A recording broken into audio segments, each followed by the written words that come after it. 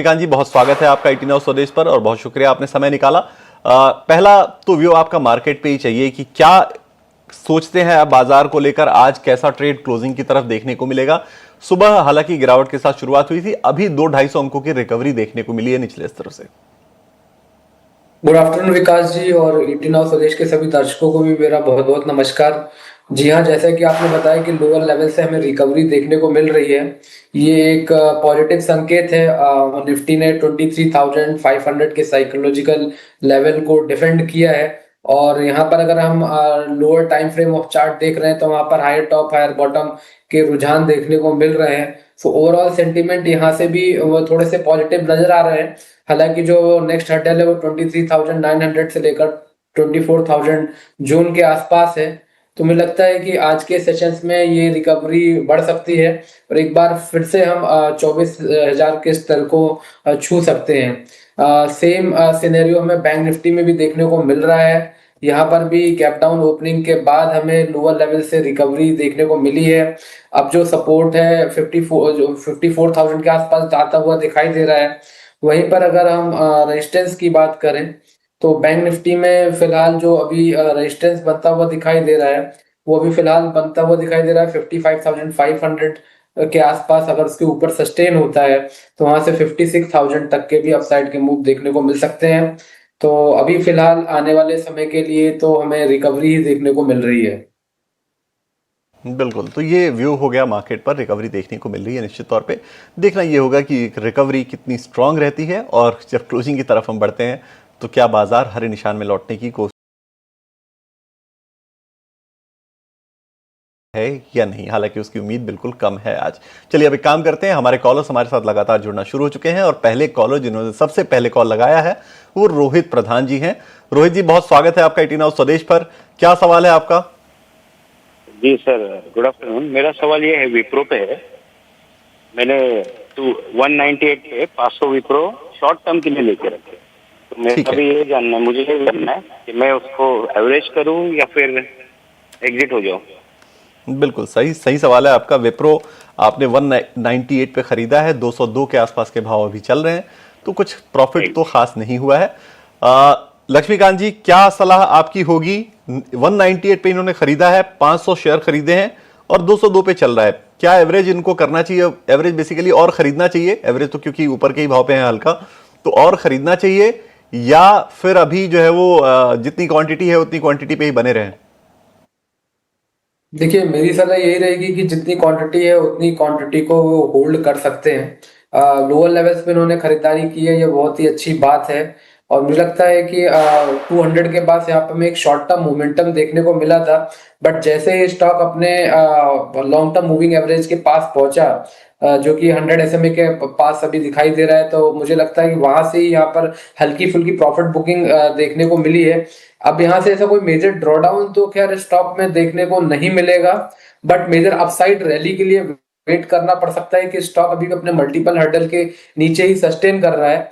Short term basis पर अगर बात की जाए, अगर 210 के ऊपर ब्रेक थ्रू मिलता है तो वहां से फिर 230 235 तक के अपसाइड के मूव हमें आने वाले समय में देखने को मिलेंगे। तो अभी फिलहाल मैं इनको एक स्टॉप लॉस सजेस्ट करूंगा, जो अभी फिलहाल मुझे देखने को मिल रहा है 185 का। और मुझे लगता है कि जब तक विप्रो 185 के ऊपर सस्टेन करता है तब हमें एक शॉर्ट टर्म की रैली विप्रो में देखने को मिलेगी, जैसे ये स्टॉक 210 के लेवल को क्रॉस करेगा। तो 210 के ऊपर जब जाएगा तो एक बढ़िया रैली देखने को मिल सकती है शॉर्ट टर्म में। लेकिन आपको रखना क्या है? स्टॉप लॉस कर रखना है आपको 185 का। तो स्टॉप लॉस 185 का मेंटेन कीजिए। 210 के ऊपर बड़ी तेजी देखने को मिल सकती है। होल्ड करने की सलाह लक्ष्मीकांत जी की तरफ से आती हुई। चलिए अब हमारे अगले कॉलर भी जुड़ गए हैं हमारे साथ और अगले कॉलर हमारे हैं महेश। महेश जी, स्वागत है आपका 18 हाउस स्वदेश पर। Good afternoon. बताइए कौन से शेयर पर सलाह चाहते हैं आप? मेरे पास IRB इंफ्रा की 1,000 शेयर हैं, एवरेजिंग 25 रुपीज पे। तो अभी भी ये उससे डाउन चल रहा है। तो मेरा क्वेश्चन है कि इसको होल्ड करें या एवरेज करें या इससे एग्जिट कर दें? बिल्कुल सटीक सवाल है, क्लियर सवाल है। लक्ष्मीकांत जी, IRB इंफ्रा 25 के भाव पे लिए हैं, 1,000 शेयर है, अच्छी खासी क्वांटिटी है, 21 रुपए 53 पैसे के आसपास के भाव अभी चल रहे हैं। क्या करना चाहिए? होल्ड करें, एवरेज करें, एग्जिट करें?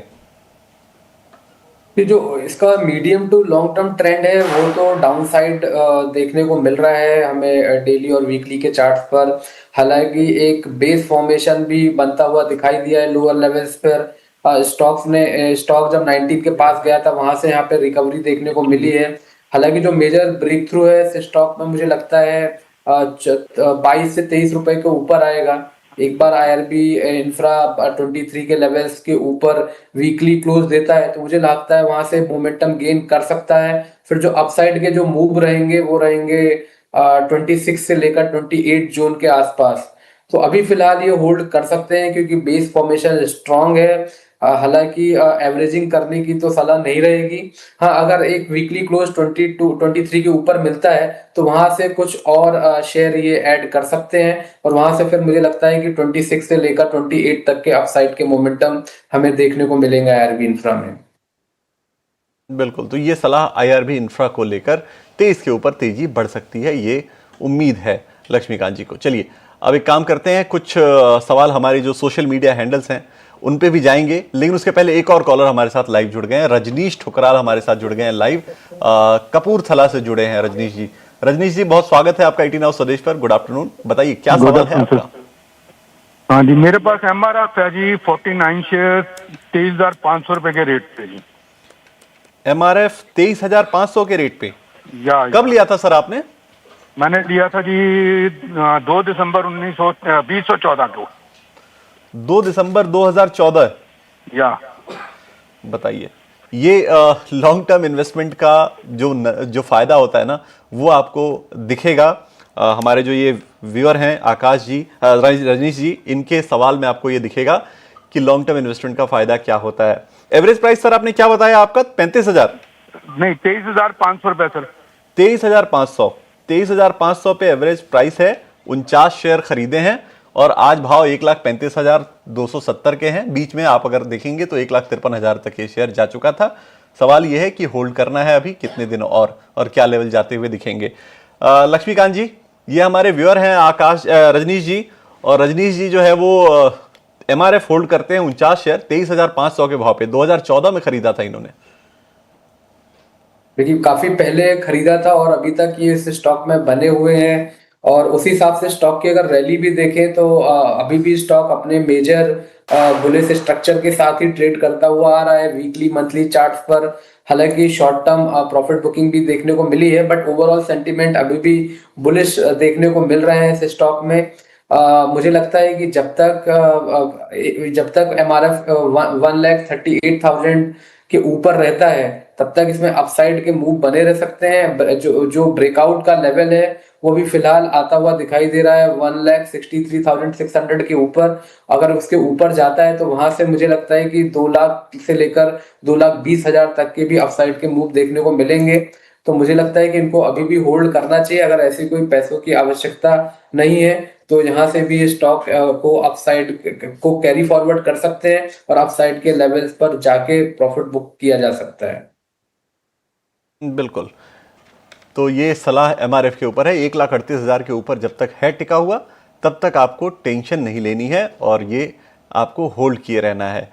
लेकिन देखिए, लॉन्ग टर्म इन्वेस्टमेंट का फायदा 2014 में 23,500 पे खरीदा था उन्होंने और यहाँ 1,35,000 के भाव आपको दिख रहे हैं। तो लॉन्ग टर्म में अच्छी क्वालिटी के शेयर जो है वो होल्ड करने का फायदा ये साफ साफ पे दिख रहा है। चलिए आगे बढ़ते हैं। एक और हमारे कॉलर हमारे साथ जुड़ रहे हैं, रजनेश जुड़े हैं हमारे साथ, रजनेश पाल, और सवाल इनका किस चीज पे ये पूछते हैं जरा। रजनेश जी, स्वागत है आपका 18 हाउस स्वदेश पर।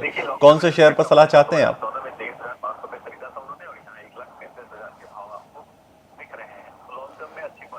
रजनीश जी, आपकी आवाज हम तक पहुंच नहीं पा रही है।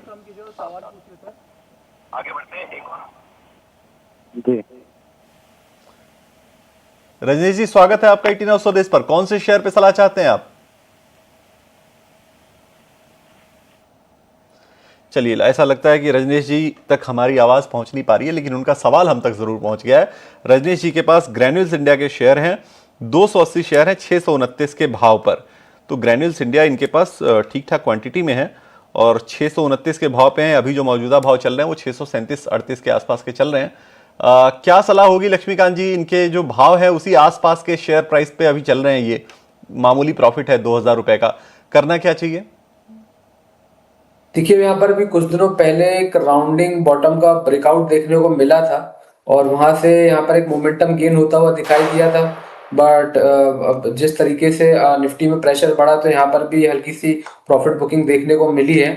बट ओवरऑल जो सेंटीमेंट है अभी भी पॉजिटिव देखने को मिल रहे हैं चार्ट्स पर। अगर फिर से स्टॉक 650 के ऊपर के ऊपर ब्रेक थ्रू देता है तो वहां से फिर से ये स्टॉक मोमेंटम गेन कर सकता है और आने वाले समय में फिर 680 690 के लेवल्स को टच कर सकता है। सो ओवरऑल सेंटीमेंट बुलिश है। मुझे लगता है कि 600 के स्टॉप लॉस के साथ ये कंटिन्यू कर सकते हैं इस स्टॉक को। तो 600 के स्टॉप लॉस के साथ इस स्टॉक को आप कंटिन्यू कीजिए, होल्ड कीजिए, ये सलाह है रजनीश जी आपको लक्ष्मीकांत जी की तरफ से। चलिए अब हमारे जो अगले कॉलर हैं वो हैं नितिन और जुड़े हैं रुड़की से हमारे साथ। नितिन जी स्वागत है आपका 18 हाउस स्वदेश पर। गुड आफ्टरनून, बताइए कौन से शेयर पर सलाह चाहते हैं आप? सर मेरा सवाल फ्रैक्टल एनालिटिक्स पे है। ये मैंने 830 रुपए के भाव से लिया था। ये मेरे पास 500 शेयर हैं, तो अभी तो लॉस थोड़ा सा है। तो आगे क्या मतलब क्या राय है सर? मेरे 5 साल के लिए मैंने इसे होल्ड के लिए प्लानिंग है, आगे क्या करूं? आपने अपनी रिसर्च से लिया था या फिर आपने किसी की सलाह पे लिया था? सर मतलब थोड़ी बहुत रिसर्च करी थी अपने बेसिस पे।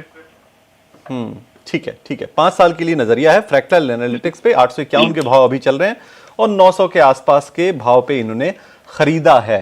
तो लक्ष्मीकांत जी क्या सलाह बनेगी? इनके खरीद भाव से तो 50 रुपए नीचे है शेयर, लेकिन नजरिया लॉन्ग टर्म का है 5 साल का। देखिए हमारे पास इसका ज्यादा डेटा तो नहीं है। मेरे ख्याल से इसका रिसेंटली आईपीओ आया था 13 फरवरी को। सॉरी 16 फरवरी या 13 फरवरी को ये स्टॉक में आईपीओ आया था। तो यहाँ पे ज्यादा स्ट्रक्चर तो है नहीं है, तो 5 साल के लिए बोलना टेक्निकल लेवल पे तो मुनासिब नहीं होगा। बट अभी जितना भी डेटा है उसके हिसाब से तो यहाँ पर पॉजिटिविटी दिख रही है। आज के सेशन में इसने अपना पिछला स्विंग हाई तोड़ा है और मुझे लगता है कि जब तक ये स्टॉक 810 805 के ऊपर रहता है तो यहाँ पर हमें एक मोमेंटम देखने को मिल सकता है। आने वाले समय में 900 915 तक के लेवल्स देखने को मिलेंगे।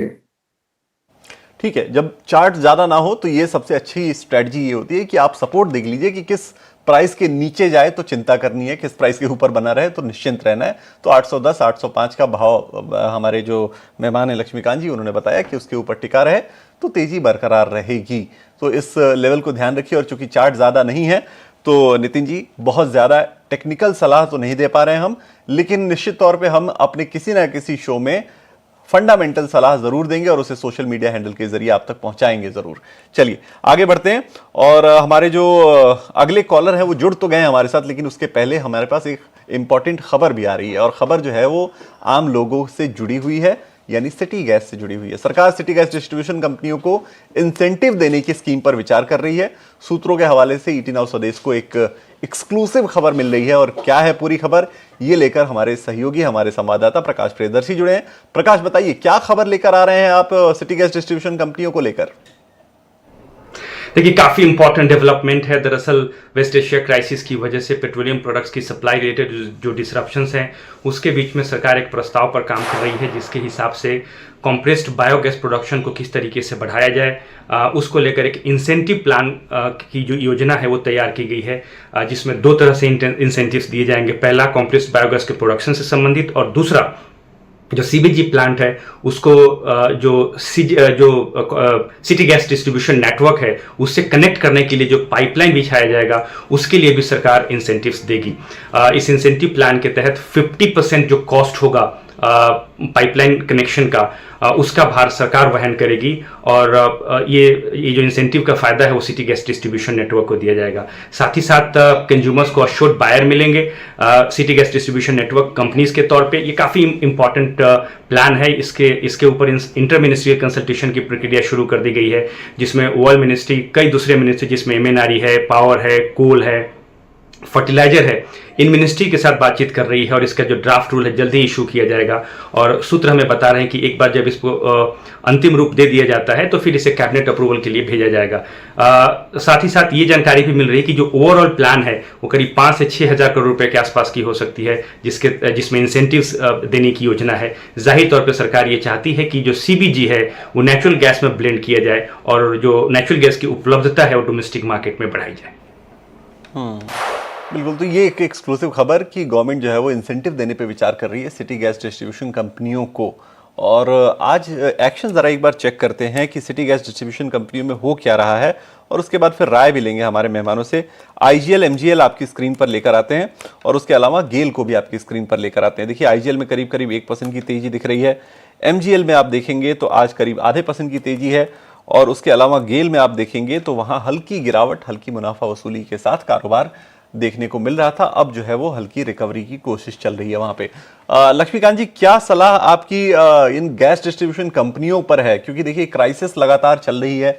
हालांकि सरकार इंसेंटिव के जरिए इन कंपनियों को थोड़ा राहत देने की कोशिश कर रही है। दूसरी चीज कि सप्लाई डिसरप्शन इनके लिए जो है वो कम से कम रखने की कोशिश हो रही है गवर्नमेंट की तरफ से। जो भी हमारे डोमेस्टिक कंज्यूमर्स हैं उनको तो लगातार सप्लाई इंश्योर किया जा रहा है। क्या ऐसी स्थिति में गिरावट पर इन शेयरों में खरीदारी का मौका बनता है? क्या सलाह है आपकी ओवरऑल इन कंपनियों को लेकर? देखिए, आईजीएल और एमजीएल में दोनों ही स्टॉक में V shape kind of recovery देखने को मिली है। पिछले अगर 5-6 दिनों का सेशन देखा जाए तो यहाँ पर हायर टॉप हायर बॉटम का फॉर्मेशन बनता हुआ नजर आ रहा है। तो एक मेरे ख्याल से हाँ, स्विंग ट्रेड के लिए थोड़ा बेहतर विकल्प ये दोनों स्टॉक बनते नजर आ रहे हैं। फॉलिंग ट्रेंड लाइन का ब्रेक थ्रू आईजीएल में मिलता हुआ दिखाई दिया है। अगर 165 के ऊपर आईजीएल निकलता है तो यहाँ से हमें और तेजी देखने को मिल सकती है। मुझे लगता है यहाँ से 177 180 के लेवल्स आईजीएल में देखने को मिलेंगे। अब एमजीएल में मुझे लगता है कि एक हल्का सा हर्डल है 1100 का। अगर 1100 के ऊपर सस्टेन होता है तो यहाँ पर भी मोमेंटम आने वाले समय में बढ़ सकता है। फिर जो नेक्स्ट लेवल है वो आता हुआ दिखाई दे रहा है 1170 से लेकर 1190 का। और वहीं पर अगर हम गेल में बात करें तो गेल में अभी भी जो स्ट्रक्चर है वो थोड़ा सा डाउन साइड का है। हालांकि आज के सत्र में लोअर लेवल से रिकवरी आ रही है, बट जब तक गेल 160 के लेवल के ऊपर एक ब्रेक थ्रू नहीं देता है या क्लोजिंग नहीं देता है तो मुझे लगता है कि जब तक यहाँ पर जो मोमेंटम वो साइडवेज रह सकता है।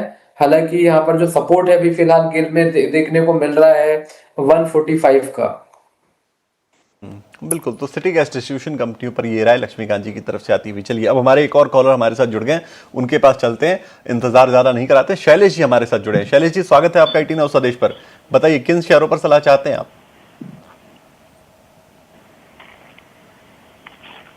हेलो शैलेश जी, स्वागत है आपका 18 हाउस स्वदेश पर। बताइए, कौन से शेयरों पर सलाह चाहते हैं आप? एनटीपीसी ग्रीन है मेरे पास 500 शेयर 100 रुपए के भाव से। ठीक है, एनटीपीसी ग्रीन। ठीक है, 500 शेयर है आपके पास 100 रुपए के भाव पे। हाँ ठीक है, ओके। कितने दिन का नजरिया आप रख रहे हैं? मैं लॉन्ग टाइम के लिए रखना चाहता हूँ उसको।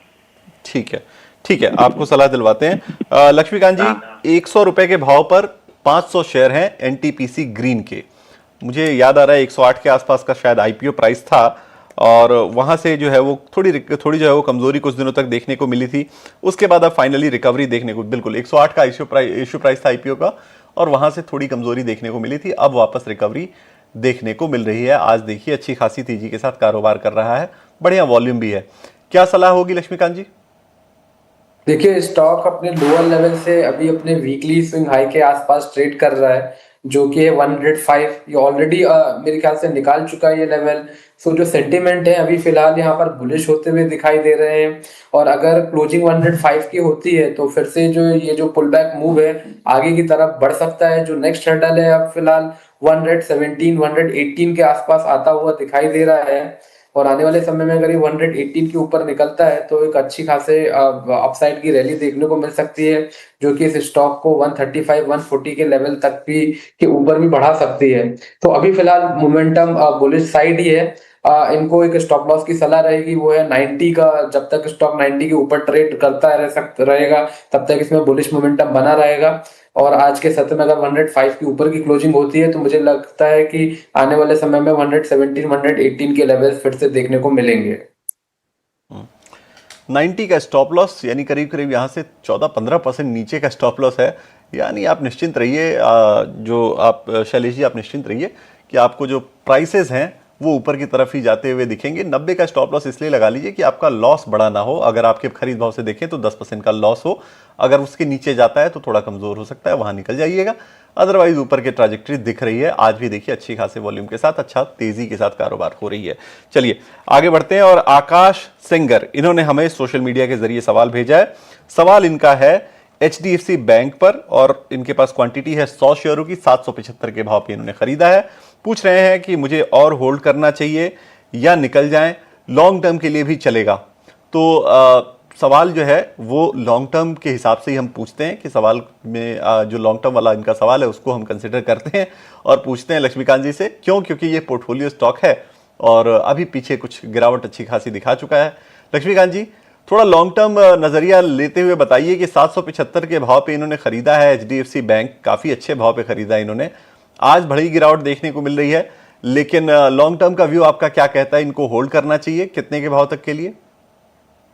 देखिए, शॉर्ट टर्म में तो वैसे भी स्टॉक्स में ऐसा कुछ नहीं दिखाई दे रहा है। लॉन्ग टर्म के लिए इनको होल्ड करना पड़ेगा आने वाले समय में। वीकली स्ट्रक्चर थोड़ा सा पॉजिटिव हुआ है क्योंकि स्टॉक में हमें मॉर्निंग स्टार पैटर्न देखने को मिल रहा है।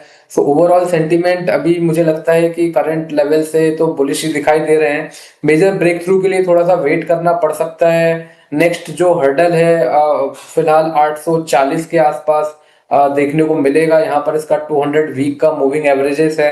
अगर 840 के ऊपर सस्टेन होता है तो फिर से यहाँ पर हमें तेजी देखने को मिलेगी और यहाँ से स्टॉक फिर 900-920 तक पहुंच सकता है। तो अभी फिलहाल ये बने रह सकते हैं। स्टॉप लॉस मैं सजेस्ट करूंगा 725 का, जो कि भी फिलहाल हमें एक स्विंग लो देखने को मिला था। तो मुझे लगता है कि वो एक बेहतर स्टॉप लॉस रहेगा इस स्टॉक के लिए। और जब तक HDFC बैंक इसके ऊपर ट्रेड करेगा तब तक यहाँ से हमें एक रिकवरी देखने को मिलेगी टुवर्ड द अपर साइड। बिल्कुल, तो HDFC बैंक के ऊपर ये सलाह आपको हो गई, और उन तमाम व्यूअर्स को जो HDFC बैंक को लेकर थोड़ी भी कंफ्यूजन में हो उनके लिए ये क्लियर स्ट्रेटजी। चलिए लक्ष्मीकांत जी, बहुत शुक्रिया, आज आप जुड़े और तमाम शेयरों पर आपने अपनी सलाह दी, राय दी, इसके लिए बहुत शुक्रिया आपका।